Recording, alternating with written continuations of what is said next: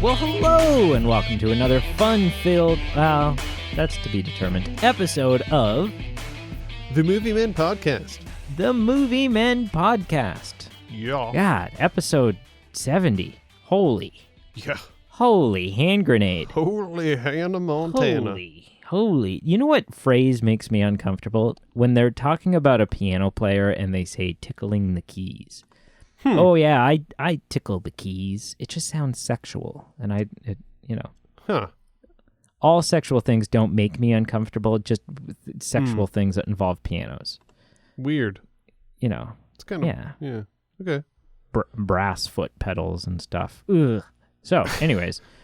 Welcome to the show.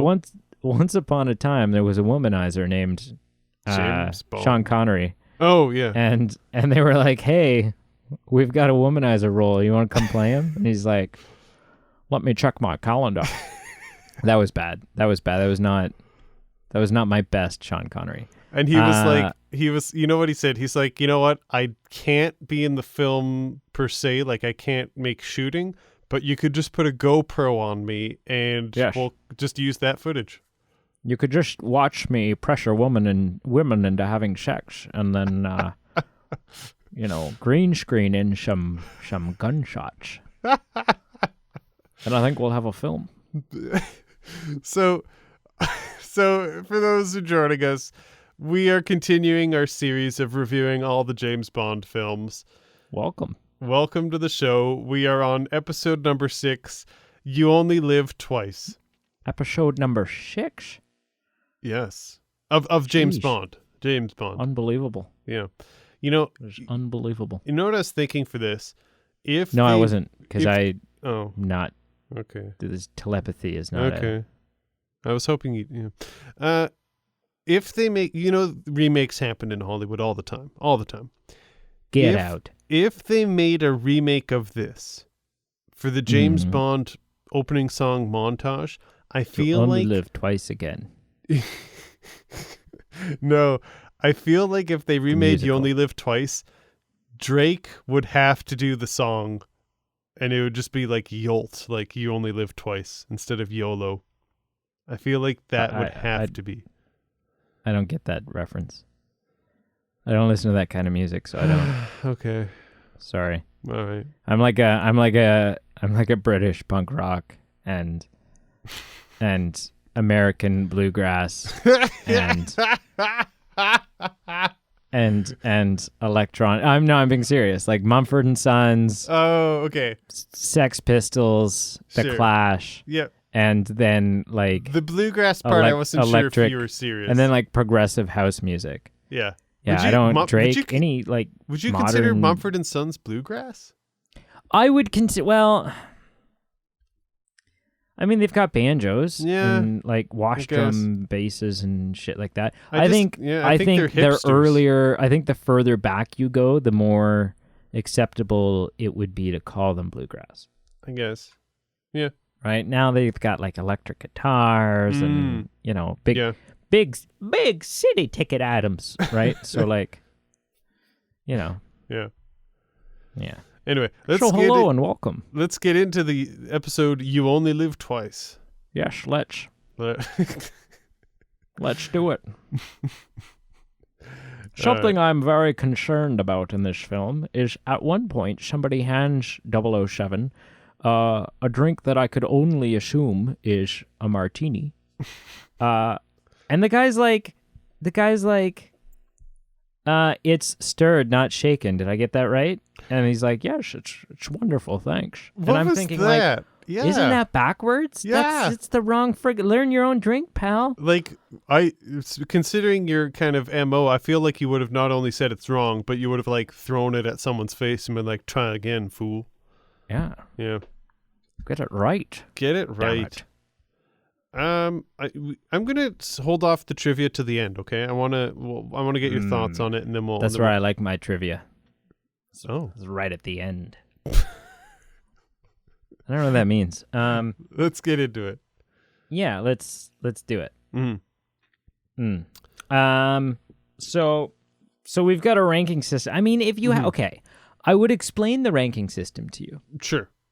However, yeah, if this is the first 007 episode of ours that you're listening to, then you're listening to the wrong damn episode. Just go check out. Just go check out our Dr. No episode. We explain everything there. And then, you'll be up to just speed. Go from there. Yeah. We've got a ranking system, 007. Yep. It's lots of fun, except for when it's not. Thunderball. Yeah. Okay, so here we go, eh? We've got the first category is plot.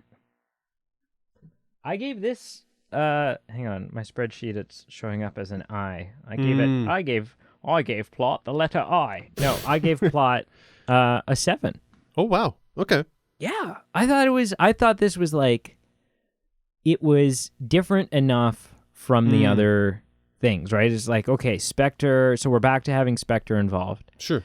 And kind of the continuation of number 1, and there's like the mystery of, who is the man with the cat? Like, what's what's going on here? Sure.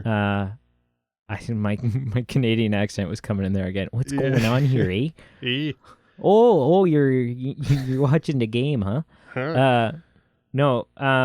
Yeah, what's going on with this guy with the cat, and that Spectre is, it's not a foreign government that's causing issues. It's just the super spy criminal bad guys that are like trying to start a war between the Russians and the Japanese and the Chinese. Or was it? No, he's in Japan, Tokyo. Yeah, he's in Japan, but I thought it was China. Yeah, anyway. No, I think it's the Japanese. I think it's the Japanese. Yeah. Bond son. Yeah, so anyways, I found it really, really, I don't know. It was just refreshing, and it was easy to follow. I'm sick of the Bond films where it's like, and this next part will make a lot of sense if you understand Soviet politics. And I'm like, in 1973. Great. Give me 20 minutes to friggin' read the Wikipedia page on Soviet politics. Right. No. Yeah, so I gave it a 7. Cool. Deserved a 7, gave it a 7. Interesting. Yeah, I gave it a 6. I wasn't far off from you. I wasn't far off. There was a few minor things that, not that I had problems with, but I was kind of like, okay, like Bond be dead, kind of. Minor is in small, minor is in someone not old enough to drink, or minor is in the guy with like black lung? All 3, actually. Okay, all right. So with Bond being dead, I mean, this has happened before, and how many times is this going to happen? Like with Russia with Love, we were tricked into thinking that Bond was dead. But this was cool with the body bag and everything. That's true. It was pretty cool. A couple little minor plot flaws. One is like of just a fakeness in the reality of the way the world works. I thought it was just funny how Bond asked to meet with the head of an engineering company the next day, and they were like, "Oh yeah, no problem." Like, what CEO has gaping holes in their schedule to meet with randoms on such short notice? Japanese ones. Apparently in the 60s. Yep. And one bullshit moment was just when the helicopter near the end found the pig face girl, as they call her, swimming in the water at night. Like, no friggin' way. Like, there was no thermal imaging that they were using. It's hard enough just to visualize someone with the light of day with waves and whatnot, but at night they were able to pinpoint her. I mean, so far you're just a skeptic. These are arguable plot holes. I have actually nothing to talk about with the plot specifically. I just thought it was decent for all the same reasons you said. It was easy to follow. One thing that I just want to touch on, and that's it. I'm done with the plot. I literally felt like I was watching a Thunderbirds film or episode because there's so much space travel, so much rockets, hidden bases, and literally there was like the Bond sliding down chutes into a chair. So I literally felt like I was getting some deja vu. Did you ever watch Thunderbirds, like the show with like the marionettes from like the 50s, 60s, or I don't even know when they're from? I watched Thundercats, but that's a whole different. What's that? Thundercats. You don't know Thundercats? No. Ask Carl. Go to Carl Eastman, good friend of the show. Okay. and be like, "Hey man, Brady says I need to be educated in Thundercats," and he'll educate you. All right. Yeah. All right. You want to know about everyone except for Snarf? Tell him that. Write this down. Type it. I'm doing it as we speak. Start talking about portrayal of Bond, and I'm sending the message. Portrayal of Bond, I gave it a 6. Okay. It was good. I mean, I'm really looking forward to our next one. Doesn't have Sean Connery in it, and I just, if anything else, just curious. I'm very curious about a non-Sean Connery Bond. He's still a total womanizer. I'm still not at the point where I'm like, oh yeah, gentleman spy. No. Really just like get the door for you, light your cigarette, have class. He doesn't have any class. He's got mojo, and that's kind of, he's not rapey in this one. I kept waiting for a rapey moment. Yeah. And he never got rapey, but he's still a womanizer. Oh yeah. Yeah. So I give it a 6. Cool. Yeah, to be honest, here we go again. I gave it a 6 out of 10 as well. Same comments. There's some funny aspects to watching Sean Connery. There's some things that are interesting. But yeah, generally there are some really kind of weird things, like just the intro scene, like he makes a womanizing and racist comment all in one. I thoroughly thought to myself, gee, I've always wanted to see James Bond get a sponge bath going into this movie. And also he gets a massage. And if I've learned anything about Sean Connery in these films, in these situations, it's that I should feel uncomfortable about his conduct. And just in Tokyo 007, men, women put men first. Oh, I might just have to retire here. It's right in line with my thoughts about women and what they deserve and what they don't. And wait, you don't let them vote, do you? No? Excellent. Excellent. Two things. One, I also never thought I needed to see James Bond go to ninja school. Oh, well. Apparently we did. Or dressed or in makeup to look like a Japanese man. But just kind of touching on your point about him not being a gentleman spy, like there's the scene near the end where they're near the volcano where Bond is literally wearing several layers of clothing at night and literally didn't even offer one layer, like one shirt off his back for warmth. Yeah. For the woman who's literally just wearing a bikini and it's like nighttime and it's cold. Like he was wearing like 3 different layers, couldn't give her one thing. But then his view of the goods would be obscured. I mean, apparently. Yeah. Villain. Don't call me that. 8. Don't call me a villain. 8. I'm not a villain. You're downplaying the moment where I say 8. 8. Wow. 8. I mean, it's Spectre. Yeah. Spectre, it's like they're who I want the villain to be. Right. They're like, they're the masterminds. They're the evil spy, super spy. They're the villains with the gadgets. And they've got a friggin' volcano lair. Like, and then the reveal of number 1, and he's like the quintessential Bond villain. Like he's just like slightly deformed and super crazy and has like a German accent crossed with a Russian accent crossed with like, and you're just like, oh my gosh, yes, the villain, and the fact that you go half the movie without knowing who, like, is it Russia?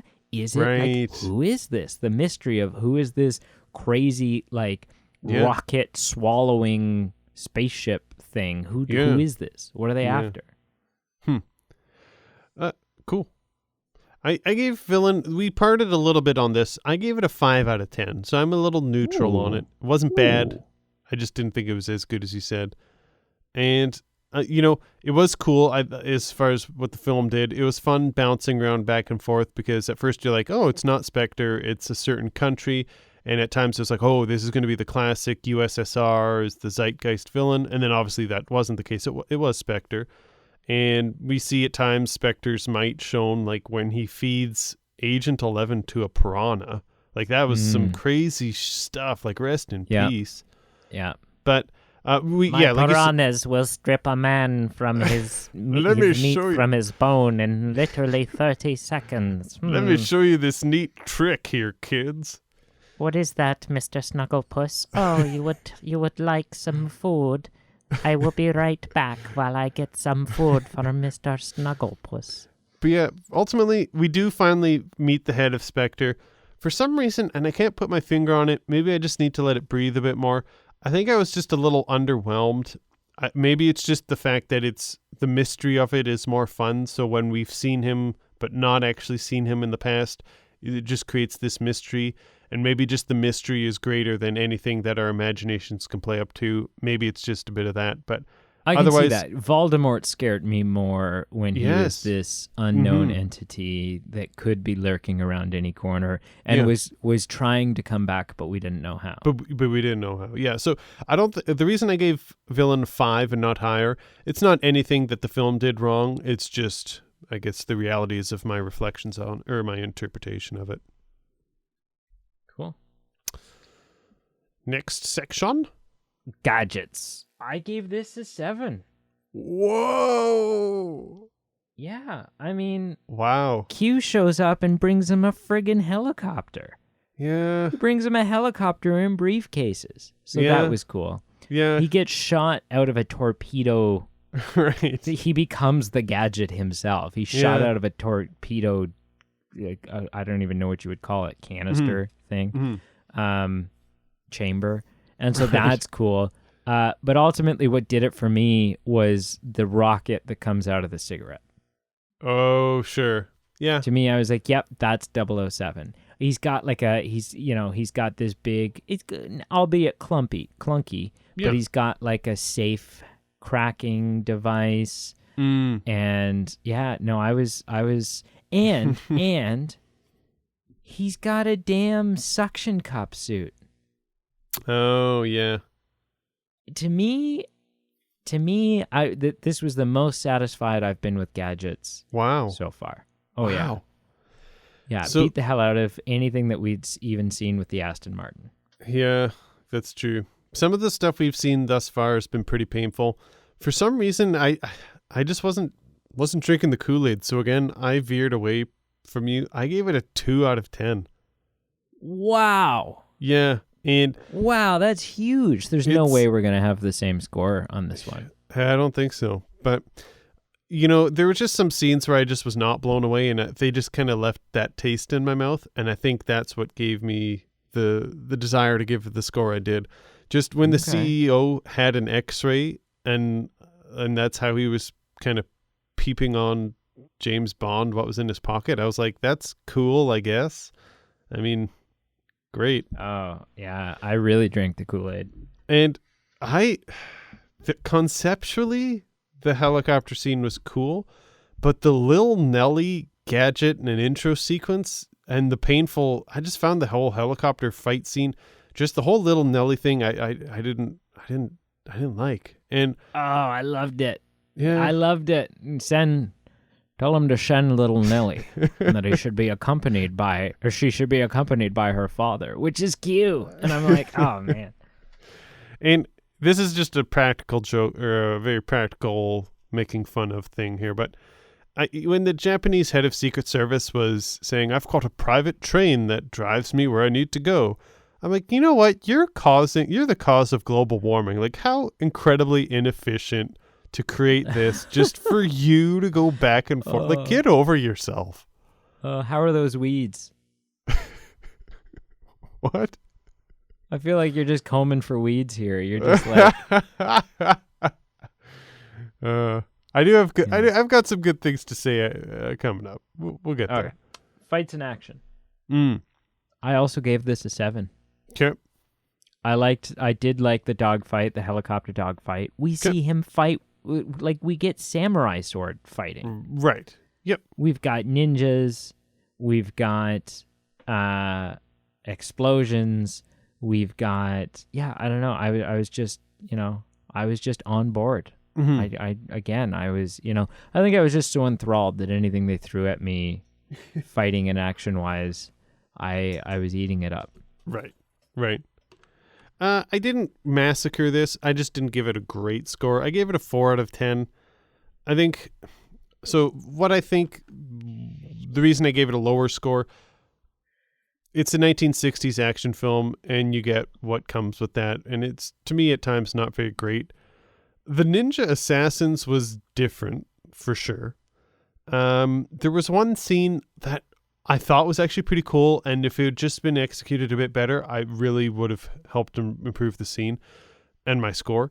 That there was that scene early on the rooftop when it was of James Bond, and then it pans off and it shows him fighting, and it's of like the whole roof and people gathering around him. And it was actually a really cool thought and a really cool scene. Just unfortunately, it was a bit of a shaky cam, so it just kind of ruined the whole experience. It was very shaky cam. Yeah, and if it had been steady, not only would it have been like, that's a very cool shot and cinematic experience, but that might have influenced my score too. But I will say 2 things that were cool. One, Henderson getting stabbed through a wall unexpectedly was a pretty baller assassin move as far as timing and execution. And then Bond just like dives through the wall. Yeah. The other thing that was amazing, like I literally rewound it because I was like, did that just happen? Was when Agent Number 1 got ninja starred in the wrist to save James Bond. Like that is by far the most badass thing we've seen in this series. By far. Loved it. Yeah, it was cool. Mm-hmm. Bond Girl. I gave this a 2. Sure. Yeah. What is it? With Aki? Yep. Aki? Yep. I just didn't care. She wasn't in it long enough. She's killed. She gets killed. Poisoned. Like, poisoned, which is poison that was meant for Bond and was really cool. That attempted assassination that you lower the string down and then let the poison trickle down the string. That was so cool. I was like, yes, this is the stuff that I want to watch 007 for. Sure. But yeah, I just, were we supposed to recognize her? Didn't. Because he does. Yeah. She's a woman from his past. Yeah. But she's just as quickly discarded. Oh, for sure. You know, so I gave it a 2. I just didn't, it was no Honey Rider. Yeah, man, Honey Rider was pretty good. She's the gold standard so far. She is. Yeah. Bond Girl, I gave it a 5 out of 10. For me, it was kind of middle of the road. I do wonder, like, which one, because there was Aki, but then there was, for a small amount of time, I don't even know what her real name was. It's just the girl they referred to as Pigface. Yeah, but right. The pig-faced girl. Yeah. Which I didn't think she was. I didn't think she was ugly. I think that was the joke. I was expecting like some hideously deformed woman. I think that was a joke because she was a very beautiful person, and I think Okay. I do think it's horrid that they like even just referred to someone as Pigface. Like that's so mean. But I gave that girl kudos because she actually said no to James Bond. Yeah, you can't sleep with me. It ended up lasting like 5 minutes, but kudos to her for at least trying to make it just a marriage business arrangement. And kudos to her for trying not to have sex with him. I say that every man should say that. Every man should say that to his wife. Kudos, dear. Kudos. Yeah.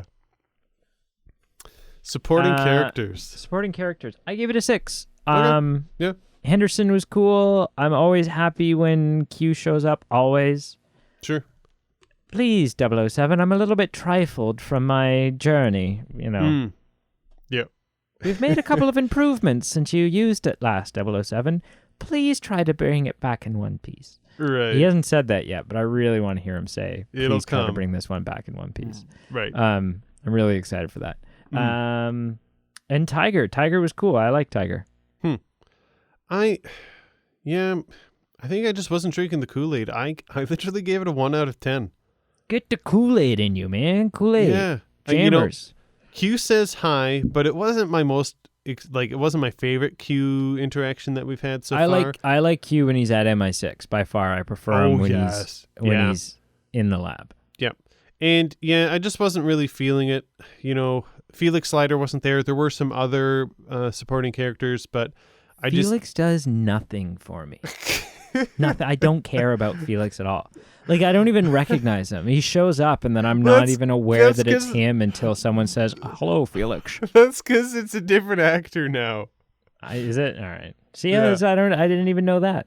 Yeah, okay. But moving forward, like, I don't know, so this is the issue. I'm looking forward to a new 007 in the next one. Yeah.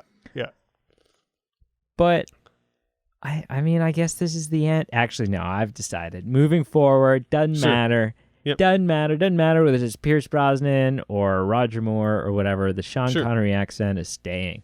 Do it. Yes. Obviously, it has to. Yeah, it's got to. Got to. Bond song. I also gave this a 6. Cool. It felt Bond song-y. Yeah. It had the espionage twang that it needed. Mm-hmm. But also had some cultural influences, like some Asian cultural, feeling to it. Yep. And the montage was great. The montage was the video aspect of it was neither here nor there. Yeah. Yeah. Cool. I gave it pretty similar. I gave it a 5 out of 10. I thought the montage was okay. The song wasn't the greatest, but it was decent. At first, my notes were literally doesn't get my Bond juices flowing, and I gave it a 5. And I did. I don't want to hear that. But the more I listened to it, like it kind of had a recurring theme, and then in the end credits, it actually kind of grew on me a little bit. So a fungus, like a fungus, like a mold, and so I'd care to say I don't mind it. It was decent. Cool. One last thing, because I had my one-liners category. Drop in the ocean. Which? Sorry, did I just spoil that? You did. How's that for Japanese? I was listening for it. I was listening for them because of you. You missed the first part. How's that for Japanese efficiency? Drops car. It's just a drop in the ocean. That's just a drop in the ocean. Yeah. And then there's another one towards the end of the film, and I can't remember it now. Oh, was it the Bon Appetit? Yes. Yeah. That's it wasn't the Bon best. Appetit. That wasn't the best. Not as good as a drop in the ocean. Yes. Yeah, I agree. So what did you tally? Like, what was your score? So if I take all those numbers and I divide them by 8, which is the number. Okay. If I add them all up and then divide them by 8. Yes. I get 6.1. Cool. Okay. So here's the interesting thing. Sure. 6.1. So I've decided Casino Royale, the 1967 Casino Royale. Yep. I'm not. It scored the highest. It scored a 7.1 for me. I'm not counting it. Sure. Because it's so different. I feel like it's so different. It's not in my quest to find the ultimate Bond film, which is essentially what this is. Mm-hmm. It's a quest to find the best Bond movie and to rank all the others accordingly. It's just it has no place in the list. It's its own. It's like a Big Mac. It's the Big Mac, right? Sure. Because everyone goes, Big Mac. Yeah, I could go for a Big Mac. Big Macs are great. Yep. Right? And it is. A Big Mac is friggin' delicious. However, if you're like, how good of a burger is a Big Mac? And it's like, well, a Big Mac is a terrible burger. A Big Mac's not a good burger. Right. It's its own thing. So, Casino Royale is not a good Bond movie. No. It's just a good movie based on Bond. Sure. Yep. So, cool. So having said all of that, the only 6.1 is what I gave this. The only Bond film so far that has scored higher than that is Goldfinger with 6.4. So only 0.3 below. Wow. The best one so far. So it's I think it's the second best one we've watched. Wow. And having said that, I think it's the second best one based on all of our categories. Sure. I would rather watch it than I think I like it better than Goldfinger. Sure. I like it a lot better than Goldfinger. Wow. But the Bond girl really dragged it down. Yeah, as far as enjoyment, I'd probably still go Goldfinger, but I think this would be second. Yeah, it was just easy to follow, and it had all the right, like it finally felt like it was really leaning into the 007-ness with the volcano layer and all that stuff. Mm-hmm. So yeah, I gave it a bit lower. I gave it a 4.25 out of 10. Ooh, but, that's low. Yeah, I did. But ultimately, like I said, it's probably my second favorite so far. Yeah. Cool. A couple quick things for you in the trivia category. Trivia. So I'm not going to ask it as a question. This is just something to drop on you here. Dwayne Johnson, do you know who he is? No. Okay. Well, Dwayne Johnson, or The Rock, his grandfather, Peter, actually appeared as a Bond villain in You Only Live Twice. So he was in this film. Huh. Yeah. He actually just passed away a couple months ago. Oh, really? Yeah. Oh, that's too bad. But yeah, he was in this film, which is kind of cool. So my standing question, I want you to tell me where you guess this film ranks on the tomato meter. So there's 24 currently James Bond films. This is becoming a harder thing to answer. That's all right. That's okay. So there are 24 films in existence right now. No, 25? Which one will be 26. No Time to Die? There's 26 in existence. 26, 27 will be No Time to Die. Yeah. Gotcha. Okay. So of the 26, you can't pick 1, you can't pick 3, you can't pick 4, can't pick 6, and you can't pick 26. Where do you think You Only Live Twice ranked as far as the tomato meter? Do you think it was near the top, near the bottom? I hope it's closer. I hope it's closer to the top. I'm going to say 10. I'm going to say 10th place. I don't know. Cool. Just because. Yeah. Because I don't know that I think that it makes the top quarter. Sure.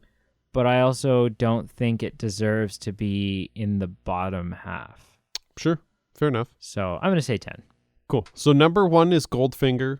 3 is From Russia with Love. 4 is Dr. No. 6 is Thunderball.